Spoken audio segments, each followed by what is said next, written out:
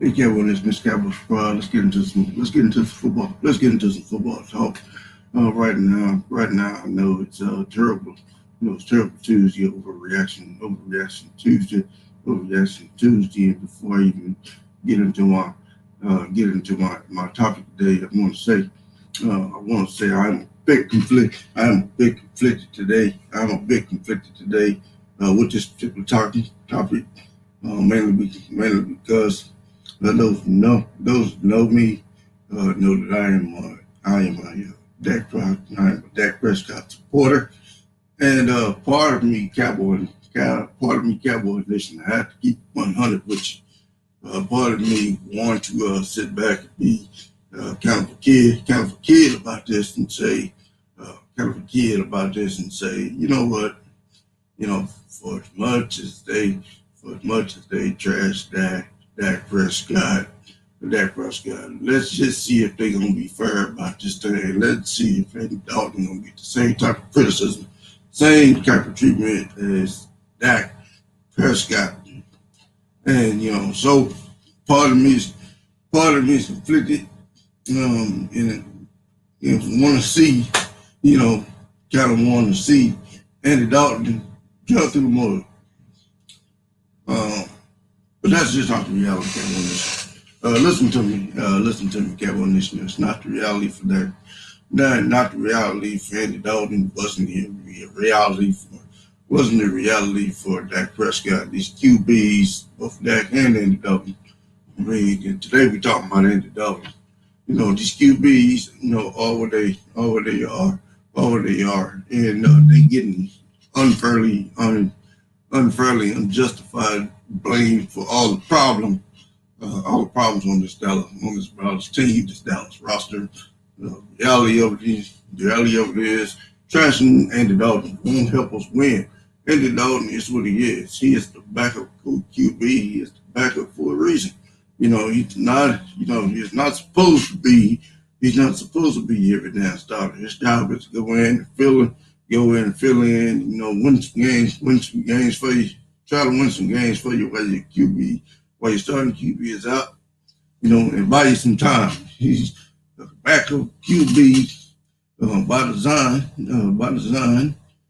It's just that. So you have to kind of temper your expectations, and you can't expect him to be the exact same player or better than your starter. As a coaching staff, you gotta know that. You gotta call plays and design plays that put your QB in position for success. And you gotta adjust your playing style accordingly.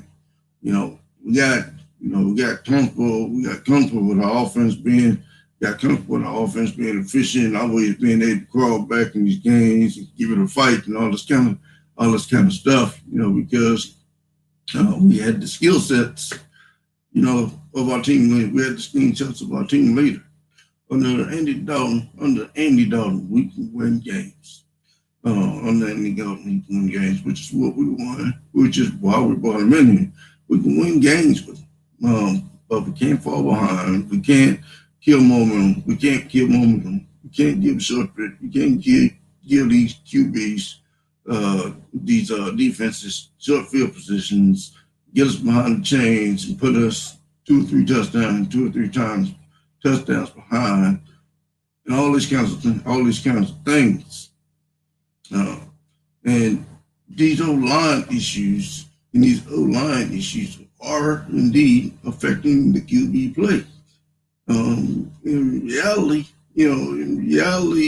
Andy Dalton went in there in battle, even though we had some offensive line mistakes, and went in there in battle, and in some cases, surprisingly so, he took on the head, was able to avoid a safety. He took a couple of blindsided hits where he was totally blindsided and still held on to the football. And one could say that it wouldn't, if he was a fumble, it wouldn't have been his fault. Because because O-lineman totally missed the block. Pollard totally missed the block. Just completely let your QB get blown up. These guys are human. You can't do this. And so we are making a lot more mistakes in QB play. And this isn't Andy Dalton's. This isn't Andy Dalton's fault. You can criticize Andy Dalton for not being able to sustain some drives, going three and out a couple of drives. You can criticize Andy Dalton for making some bad decisions. He threw two interceptions, although one interception I personally don't put on Andy Dalton because the defender pretty much tackled our receiver, and we didn't get no call on that. And so the receiver can't get to the ball if he's thrown to the damn ground, and we don't get the benefit of the doubt. So really he threw one interception. And you could say he made a couple of other bad decisions that probably should have been interceptions, but there ain't no shoulda. There's no shoulda category. You did or you didn't throw the interception, and he did. And he really threw one. Not bad for a backup QB going into his first game of the season. That is not necessarily catastrophic QB play. You want Andy Dalton to go in and be your game manager, to keep the game methodical, move the ball consistently,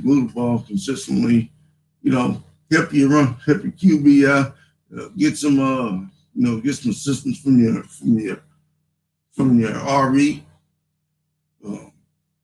But there was no RB help to be found.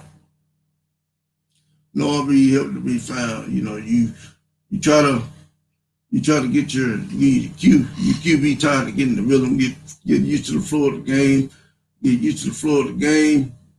and your RB is putting the ball on the ground, not on killing the drive, not on the QB.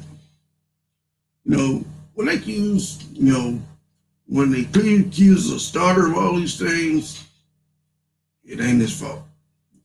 And and I've been consistently saying it ain't the starter's fault.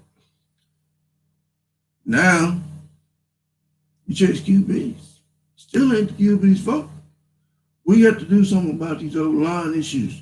We got to do something about these old line issues. It affects QB play. Well, how does it affect QB play? Well, you got to get a QB. You got to give QB time to throw. You also got to give the QB time to go through his progressions, and make his reads. When you have a line like this that gives him no time to throw, no time to go through his progressions, then the QB got to try to get the ball out faster, which means you go into your first read and second read, and throwing the ball. What if that's not your best option? What if there's a better option? What is a better option for you? What if somebody's sitting on that play? When you try to get the ball out fast, sometimes you have to make predetermined. You have to predetermine when you're going to throw the ball. And when you predetermine when you're going to throw the ball, what happens when the defender picks up on it or sits on it? See, all these things have to be taken into consideration. There's a certain internal clock that goes into playing QB when you're sitting back, when you're playing back there. And, you think you got 3 to 5 seconds back there, and really you only got 2 seconds back there, maybe 3 seconds back there. And well, what are you doing? By the time you get ready to throw the ball, you're already on the ground. You're already being hit. And it's ridiculous. We got to, That's the challenge that we in. We're not getting absolutely trash QB play from that. We're not getting that absolute trash QB play from Andy Dalton. Trashing Andy Dalton, not helping us win. Fixing the whole line issues, holding on to the football, basic fundamentals. Maybe getting Pollard more involved in this game. If he can figure out how to fucking block and get it and pick up his blocking assignment, maybe get him more involved in this game, or some things that might help us win. Trashing Andy Dalton does nothing for us. He's our QB of the season. He's what we got. And so we gotta ride with him and hope he's successful. And I think he will be successful if we understand what's going on and put him in positions of success. Okay, Cowboys, bro. Thanks for tuning in. Thanks for checking me out. I'm out.